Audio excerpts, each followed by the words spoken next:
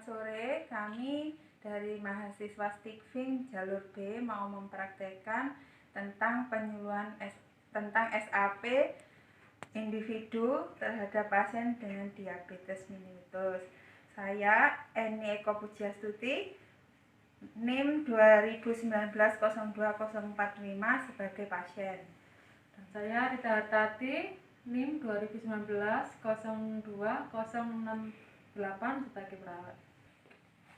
Permisi. Ya, Selamat siang. ya, suster.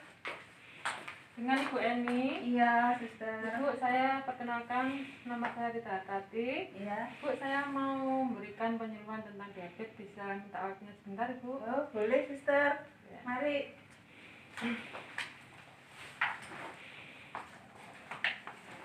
Ini ya, Bu. Ya. Bu, Ya. ini kan Bu Eni ada penyakit diabetes. Ya. Jadi saya akan memberikan tentang diabetes. Apakah Ibu sudah paham tentang diabetes, Bu? Belum, suster. Saya baru menderita diabetes ini baru 2 bulan ini. Oh ya. Ini saya berikan ini, Bu, leaflet ini tentang diabetes, mungkin nanti bisa dibaca-baca ya, Bu ya. Oh iya, suster. Ya. Yang Ibu Eni tahu apa diabetes itu, Bu? Diabetes mellitus. Setahu saya itu kadar gula darahnya meningkat, suster. Diabetes itu. Ya, Bu, kalau orang awam tuh bilangnya kencing manis ya, Bu ya, bukan kencingnya yang manis. Jadi diabetes mellitus itu, Bu, adalah suatu gejala kumpulan yang timbul pada seseorang yang disebabkan karena peningkatan kadar gula dalam darah. Ya, itu. Terus ada apa penyebabnya, Bu? Faktor-faktor yang bisa menyebabkan gula darah meningkat itu ada beberapa. Yang pertama itu ada karena usia. Biasanya kalau usia sudah 40 tahun ke atas itu beresiko untuk menderita penyakit gula darah. Jadi memang harus hati-hati untuk usia yang di atas 40 ya, Bu. Yang kedua itu karena obesitas, Bu, kegemukan. Jadi itu bisa menjadi faktor risiko terjadinya diabetes. Yang ketiga ada faktor keturunan. Jadi mungkin bapak ibunya atau dari nenek-neneknya itu ada yang menderita diabetes mellitus ya. Terus yang keempat karena gaya hidup ya, itu mungkin karena usia 40 ke atas ya, makanannya harus mengurangi gula-gulanya itu, yang manis-manis harus dikurangi ya. Itu bisa karena dengan gaya hidup yang kurang baik itu juga bisa menyebabkan dengan terjadinya peningkatan gula darah nantinya.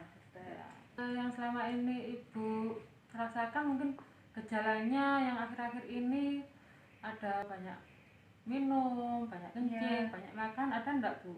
Ada, saya merasa sering kencing, terus sering lapar, terus banyak minum juga. Ya, berat badan saya turun.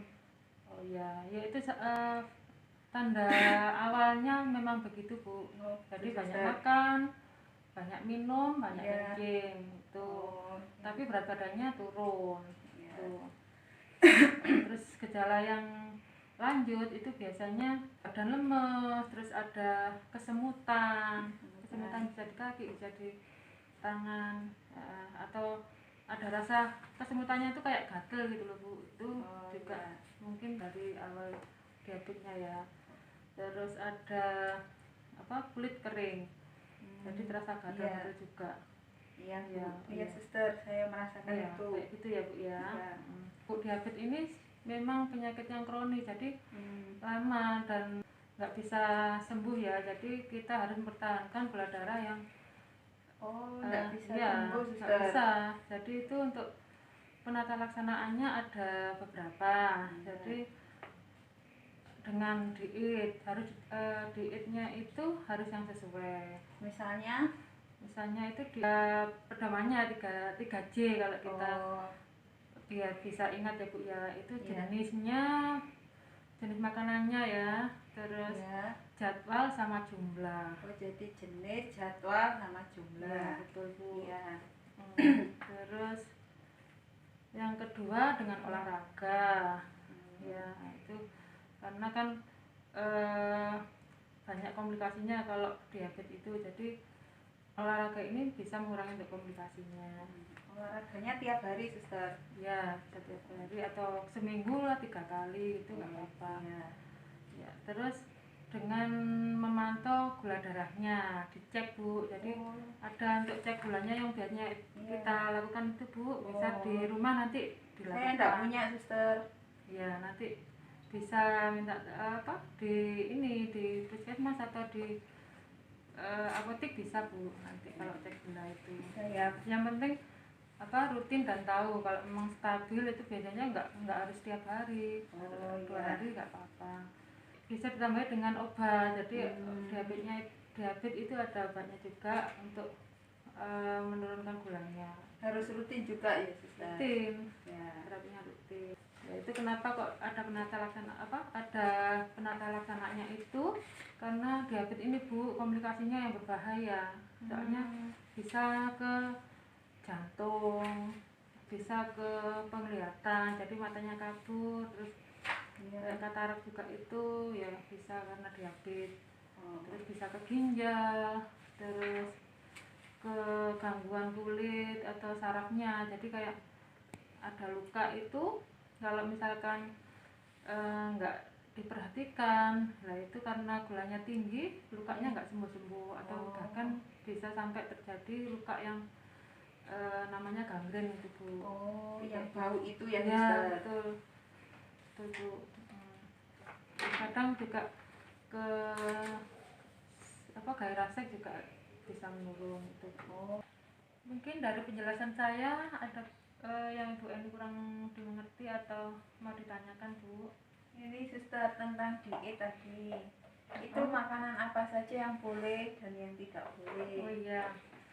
Ini prinsipnya itu Bu, makanan yang harus dihindari itu yang manis ya. Kayak yang pertama gula, terus susu, madu itu nggak boleh. Tapi nggak boleh sama sekali.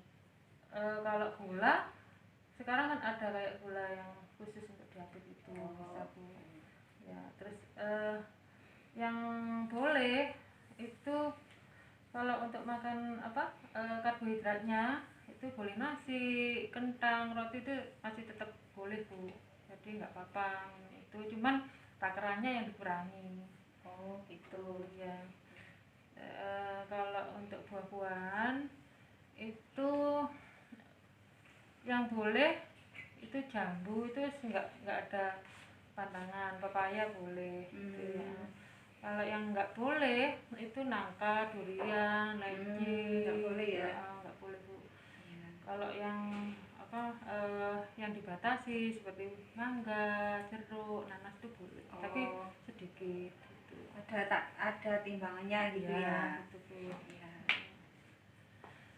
Ya, mungkin ada lagi Bu atau sudah cukup? Sudah Suster.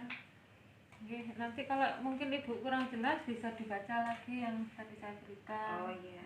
Atau boleh kita nanti bisa ketemu lagi nggak apa-apa. Ya, terima kasih Suster atas penjelasannya. Bu, terima kasih atas waktunya. Saya minta maaf dulu ya. Terima kasih. Selamat siang. Demikian penyuluhan kami tentang diabetes mellitus. Terima kasih, selamat sore.